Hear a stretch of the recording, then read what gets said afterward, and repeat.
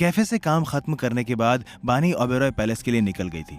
रास्ते में उसकी आंखें बार बार नम हो रही थी, पर वो रोना नहीं चाहती थी।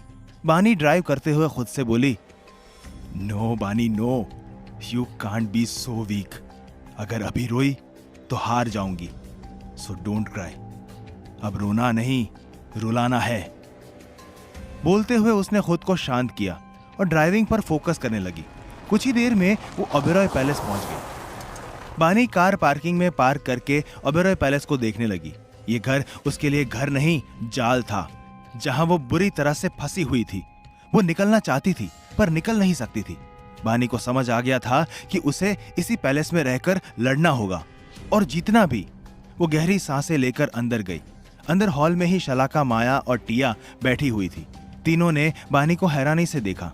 शलाका बानी से बोली, ये क्या पहना है तुमने? तुम तो कुछ और पहन कर गई थी। शलाका की बात सुनकर बानी उसे इट्स नॉट योर बिजनेस वाला लुक दिया। उसका मूड बिल्कुल अच्छा नहीं था और वो अभी किसी से किसी भी तरह की बात या बहस नहीं करना चाहती थी। शलाका बानी की नजरों को अच्छे से समझ रही थी। तभी टिया खड़ी होकर बानी के सामने गई और उसे ऊपर से नीचे तक देखते हुए उससे बोली, ओ, सीता बन के गई थी और गीता बनकर वापस आ रही हो? बानी टिया को बोरिंग नजरों से देखकर बोली, तुम्हें मेरे सीता या गीता बनने में बड़ा इंटरेस्ट है? टिया हल्की मुस्कान के साथ बोली, इंटरेस्ट तो दिखाना पड़ेगा, आफ्टर ऑल मेरे भाई की वाइफ जो हो तुम। फिर बानी के पास आकर धीरे से बोली, सच बताओ, किसके साथ मजे करके आ रही हो? बानी का दिमाग पहले से ही खराब था और अब टिया ने लिमिट क्रॉस कर दी थी। बानी कभी भी अपनी इंसल्ट बर्दाश्त नहीं कर सकती थी और टिया जैसी लड़की को तो बिल्कुल नहीं। टिया कुछ समझ पाती या बोल पाती उससे पहले ही बानी ने उसका हाथ पकड़कर मोड़ दिया। फिर पीसते हुए बोली, अपनी लिमिट्स भूल गई हो माय स्वीट ननन? इट्स ओके, तुम्हारी भाभी होने के नाते मैं बताऊंगी ना तुम्हें तुम्हारी लिमिट्स। बानी के इस एक्शन से शलाका और माया अपनी जगह से खड़ी हो गई।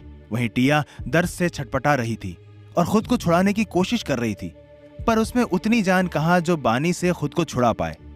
आखिर बानी थी तो एक ट्रेंड एजेंट, उसे लड़ना, मारना, पीटना सब अच्छे से आता था।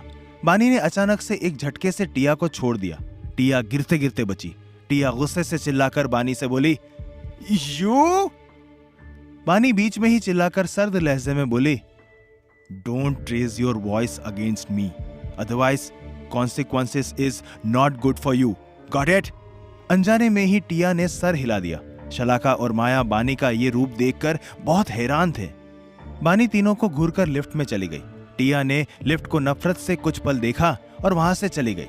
माया शलाका से बोली, दीदी, रियांश ने अपने टक्कर की लड़की ढूंढी है। क्या कहती हैं आप? सुबह भैया को चुप करा दिया और अब टिया को। एक ही दिन में दो महान काम। माया की बात सुन शलाका मन में ही बोली, ये ठीक नहीं है बानी, तुम गलत कर रही हो, ऐसे तुम अपनी मुसीबतें बढ़ा रही हो। सोचते हुए वो भी लिफ्ट की तरफ देख रही थी। वहीं बानी डायरेक्ट अपने रूम में गई और बेड पर अपनी आंखें बंद कर पीठ के बल लेट गई। करीब 1 घंटे बाद रूम का डोर खुला और रियांश अंदर आया। बानी को ऐसे लेटा देख रियांश बानी के पास गया। बानी की आंखें अभी भी बंद थी। रियांश ने बानी के गाल पर हाथ रखा, तभी बानी झट से अपनी आंखें खोल ली। रियांश को अपने ऊपर झुका देखकर बानी जल्दी से उठ गई। अब रियांश की नजर बानी के कपड़ों पर गई, फिर बानी के पैरों पर। रियांश बानी को कमर से पकड़कर खुद के करीब खींचकर बानी के कान में बोला, लुकिंग सो हॉट वाइफी। बोलते हुए उसने बानी के गाल पर उंगली फेरना शुरू कर दिया और बानी के कान के पीछे किस कर लिया। बानी खुद को छुड़ाकर उससे बोली, हो गया तुम्हारा, मैं चेंज करने जा रही हूं। इतना बोलकर बानी जाने के लिए उठी कि तभी रियांश ने उसका हाथ पकड़ लिया। बानी मुड़कर रियांश को देखने लगी। रियांश बानी का हाथ छुड़ाकर बानी की आंखों में देखते हुए अपनी शर्ट के बटन खोल रहा था। रियांश को शर्ट खोलते देख बानी की आंखें बड़ी हो गई थी। रियांश अपनी शर्ट उतारकर बानी के हाथ पर हाथ रखते हुए बोला, I want to see you in my shirt. Bani हैरानी से उससे बोली, क्या? रियांश बानी को पलटकर उससे पीछे से अपनी बाहों में भरकर बोला, मैं तुम्हें हर रोज अपनी शर्ट में देखना चाहता हूं वाइफी। बानी चिढ़ते हुए उससे बोली, हद है, ऐसे अजीब थॉट्स तुम्हारे दिमाग में कहां से आते हैं? रेयांश हल्की मुस्कान के साथ बानी के कंधे पर ठुड्डी रखकर बोला, तुम्हारी वजह से ही मेरे दिमाग में ऐसे थॉट्स आते हैं वाइफी। कल तुमने मेरी शर्ट पहनी थी, अब मैं हर रोज तुम्हें वैसे ही देखना चाहता हूं। बानी चिढ़कर बोली, अच्छा छोड़ो मुझे। रेयांश ने बानी को छोड़ दिया। बानी वॉशरूम चली गई। उसका अभी बहस करने का कोई मूड नहीं था। वो मेंटली काफी थक गई थी। थोड़ी देर में बानी वॉशरूम से बाहर आई। उसने ब्लैक कलर की शर्ट पहनी थी। बानी को देखकर रेयांश के चेहरे पर गहरी मुस्कान आ गई। रेयांश भी शर्टलेस था। उसने सिर्फ एक लोअर पहनी थी। बानी ने देखा कि खाने की ट्रॉली टेबल के पास रखी थी। बानी कंफ्यूज होकर रेयांश से बोली, यहाँ तो कोई नहीं आता, फिर खाना कैसे आया यहाँ? रेयांश जो काउच पर बैठा था वो बानी का हाथ पकड़कर उसे खींचकर अपनी गोद में बैठा लिया। बानी रेयांश की तरफ देख रही थी। रेयांश बानी की थाई सहलाता हुआ बोला, खाना डेजी लाती है, रूम में नहीं बट गेट पर छोड़ देती है। रेयांश की बात पर बानी ने सर हिला दिया। रेयांश अभी भी बानी की थाई सहला रहा था। बानी रेयांश को घूरने लगी। बदले में रेयांश ने हल्का सा मुस्कुरा दिया। बानी बिना कुछ बोले खाना खाने लगी। रेयांश को बोलकर कोई फायदा भी नहीं था।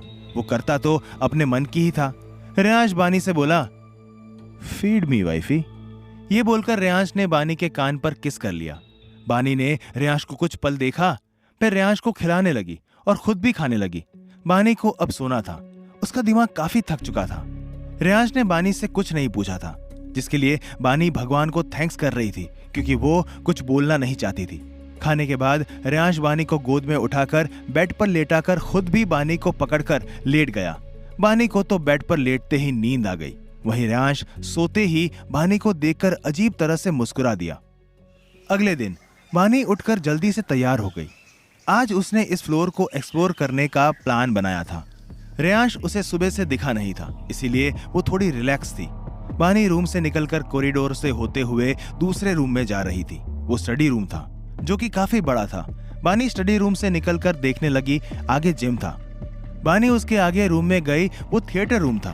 बानी लास्ट रूम में गई, वहां बाकी रूम्स के मुकाबले ज्यादा अंधेरा था, पर फिर भी सब विजिबल था। इस रूम में एक पियानो रखा था और पूरा रूम खाली था। बानी खुद से ही बोली, पूरे रूम में बस एक पियानो? बड़ा अजीब इंसान है ये रेयांश। पता नहीं क्यों, पर ये रूम में बानी को बहुत नेगेटिव वाइब्स आ रही थी। ऊपर से उस पियानो का कलर भी ब्लड रेड था, जो बानी को और डरा रहा था। बानी जल्दी से उस रूम से निकली।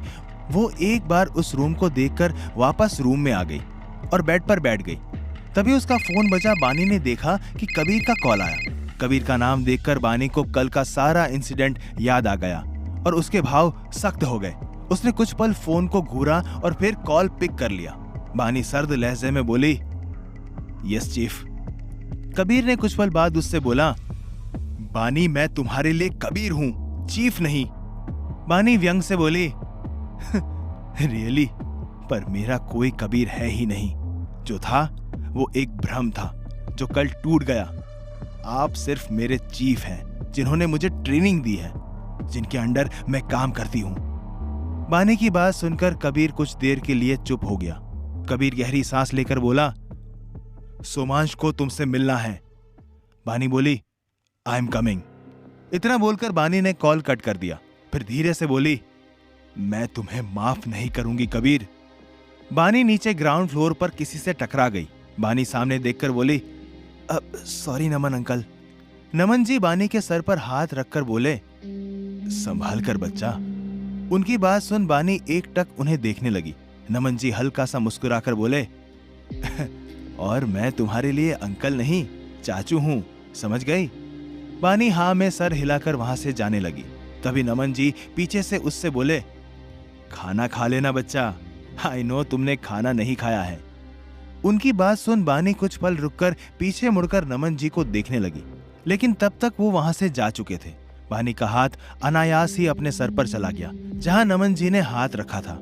उसने अपने गाल को छुआ तो उसे पता चला कि उसकी आंखों से आंसू बह रहे थे। बानी अपने आंसू साफ कर कर बोली, नो बानी नो, कमजोर नहीं पड़ सकती। इतना बोलकर बानी चली गई। ओबेरॉय इंडस्ट्रीज कॉन्फ्रेंस हॉल में रेयांश और शेरा बैठे थे। उनके साथ कुछ और लोग भी बैठे थे। रेयांश सर्द लहजे में बोला, I want this deal. Mister night बोला, बट मिस्टर ओबेरॉय, आपने 2 साल पहले ये डील छोड़ दी थी। शेरा बिना किसी भाव के बोला, बट किंग, अब ये चाहिए और किंग ने क्यों छोड़ी थी ये बात आप मिस्टर जैक्सन से पूछ सकते हैं। आर्यन की बात सुनकर मिस्टर जैक्सन के चेहरे पर डर साफ दिखने लगा। उसका डरा हुआ चेहरा देखकर आर्यन तिरछा मुस्कुरा दिया। रेयांश अपनी गन को खेलते हुए बोला, आई डोंट थिंक कि किसी को कोई प्रॉब्लम है। ये डायमंड्स की सप्लाई होने से कोई नहीं रोक सकता। इतना तो सब जानते हैं किंग को। अगर किसी को प्रॉब्लम है तो। तभी मिस्टर जैक्सन बोला, मिस्टर ओबेरॉय, ये। रेयांश बीच में ही खतरनाक आवाज में बोला, यू नो मिस्टर जैक्सन, मुझे बिल्कुल नहीं पसंद जब कोई मेरी बात बीच में काटता है। ये तुम्हारी दूसरी सबसे बड़ी गलती है। Now I don't want to see you. इतना बोलकर रेयांश मिस्टर जैक्सन के सर के बीचों बीच गोली मार देता है। कुछ पल में ही वहां बिल्कुल सन्नाटा छा गया। मिस्टर जैक्सन अपनी चेयर पर खून से लथपथ पड़ा था। बाकी लोग डर से रेयांश को देख रहे थे। सिवाय शेरा के उसे रेयांश का पेशेंस लेवल अच्छे से पता था। रेयांश अपने पैर पर दूसरा पैर चढ़ाकर एविल स्माइल करते हुए बोला, किसी और को इस डील से प्रॉब्लम है? किसी के मुंह से कोई आवाज नहीं निकली। क्या बानी सच में अपनी मुसीबतें बढ़ा रही है? क्या वो कबीर को माफ करेगी? क्या रेयांश की ये क्रूअलिटी कभी कम होगी? जानने के लिए सुनते रहिए cruel hearted, only on pocket FM।